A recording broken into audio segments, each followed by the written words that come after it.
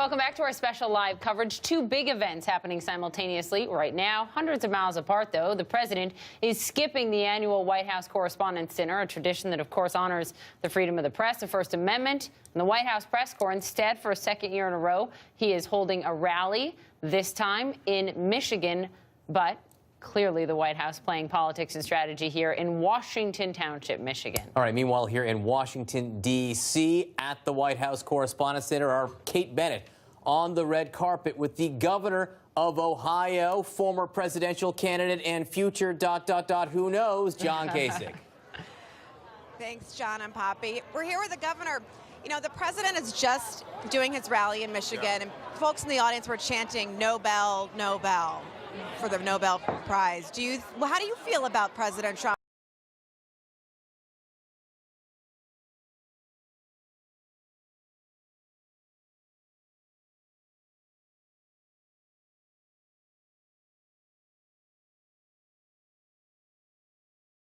For that anymore. We need to find people who are going to be rational, people who are going to search for the truth, who are going to be objective. The people who are extremes on the polls, they're not the one that can call the tune. It's got to be us in the middle, the ocean.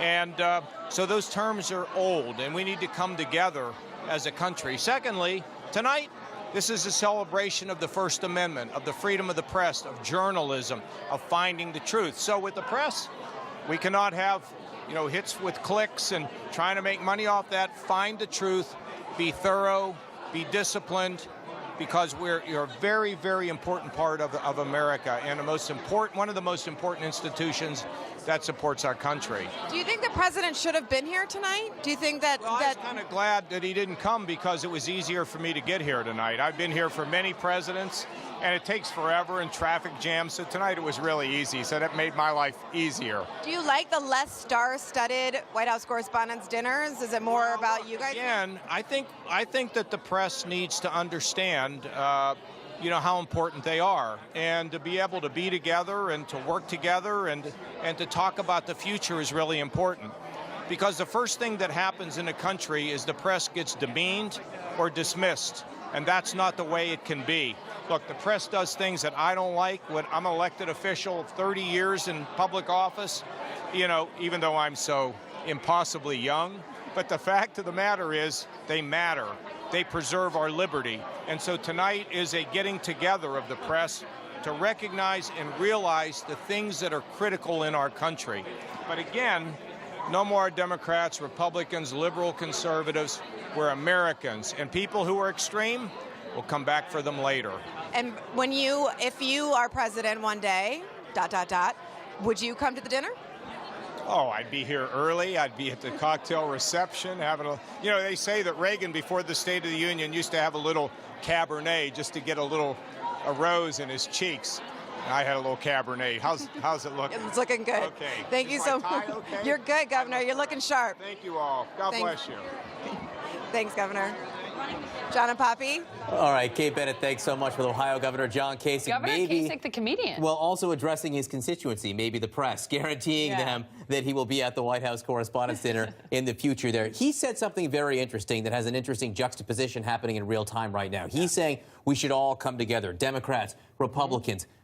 Moments ago, President Trump, speaking in Washington Township, Michigan, went after the ranking member of the Senate Veterans Affairs Committee, John Tester. John Tester has been in the middle of the spotlight this week because of the nomination of Dr. Ronnie Jackson to be the VA secretary.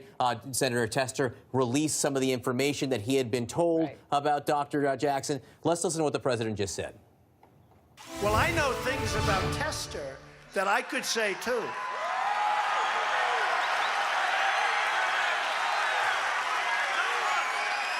And if I said them, he'd never be elected again. All right, President Trump saying he basically has dirt on Senator Tester now, threatening Senator Tester for what he has done. We'll talk about the situation with Dr. Jackson. That is a little bit of a separate thing than the comments he just made about the senator. I think this is kind of gross. It's not Tester's fault that they didn't vet their VA nominee. It's not Tester's fault that they didn't get ahead of this story. Right. And to be fair, even if all of these accusations about Jackson turn out to have been completely wrong, first of all, he still would have been unqualified for the job. But second of all, it's unfair to Jackson to not have gotten ahead of this story, to not have vetted him, to have found out what accusations were out there so that they were ready to go out the door to disprove them. So I think that they did a huge disservice to Jackson if, in fact, he's innocent of all of these accusations. And Kevin Madden, I mean, this is bipartisan concern. I mean, you have Republican Senator Johnny Isakson of Georgia coming out and supporting Tester in this, and you've got 20-odd people who say that they witnessed this and came forward who served with or currently serve with Admiral Jackson to here's our concern. And now you have the president threatening him, essentially, saying, I know things about Tester. But I think Tester still did bring this on himself because some of what he said wasn't true or hasn't panned out. And we don't know when you're sure but if you're going to make those type of accusations, I really do think you have to have it locked down. Otherwise, you give an inch to critics and this president, and he will take a mile. And let's remember that. Catherine's right. This nomination was not going forward. So why is it that Tester and others went out there with this information? But your beef is that Tester came forward with it rather than waiting for the confirmation hearings. John Boehner taught me one of the best lessons in politics, which is that if your opponent's about to jump off a bridge, whatever you do, don't push them. But this nomination wasn't going forward, and now Tester has his fingerprints on potentially some information that wasn't verified and could, in many ways, look like a personal smear. And it is problematic. We need to acknowledge two things. We need to acknowledge two things. Our reporters are continuing to report out this story, and they are continuing to hear from sources who back this stuff up. I don't know about the wrecked car. You're right. That's the thing. It's like all you need is one little thing. Let me finish. What the president just did was thuggish. That was thuggish. That was gangster behavior. To threaten that man, to threaten John Tester, I know things about you. I cannot imagine a president in our history saying something like that, at least on camera. You know, my God. That was dirty. Hold on 1 second. Let me just get more. It turns out, Paris, you know, if it turns out that the information is not accurate that Tester put out, that's hugely problematic. Of course, the bigger problem, as you said, is that he was not, Dr. Jackson is not qualified. But still, I mean, it is not fair to put that out, and then it's inaccurate. I agree. And then he doesn't get the chance really to sort of we don't know himself. that yet. And Lauren, to your point, which is problem, what the president said is, I could say things about Tester that could make him not get elected. I think what the president is saying, I could do. I don't think that's what he said. I mean, guys, if you can tell us verbatim, he said, I know things about I know Tester. I know things about Tester that I can things. say. That's different. I know things about Tester that I could say. And the president could say things. Now, if they were unsubstantiated and were not proven to be true, and he went ahead and said it like Tester did, that would be problematic. It's despicable. What is despicable? It's indefensible. What's indefensible and what is despicable is how Washington, D.C. continues to engage on the politics of personal destruction and tearing down people. Why was Johnny Isakson part of it then? Why are so many Republicans continuing to be concerned about these allegations? I agree with Warren. It's problematic if they're wrong. Room, buddy, when it comes to the politics of personal destruction in this president.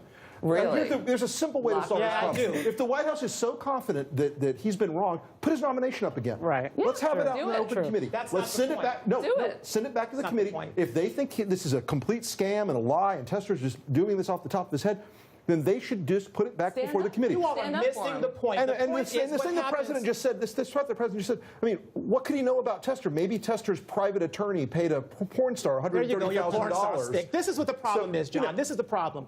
But he did. Remember what happened with the senator from Alaska, how they came after him, and then years later, after he died, Ted Stevens, he was exonerated. Right. This is what we do. We say things, we destroy people's credibility, we tear people down, unsubstantiated facts, and just let the rumor, we'll just say, stick it out there, let's see, it may or may not be true. You mean like when Ted Cruz's dad killed JFK? Yeah. How about lock her up, Hillary Clinton, lock her up with guns to Hillary Clinton?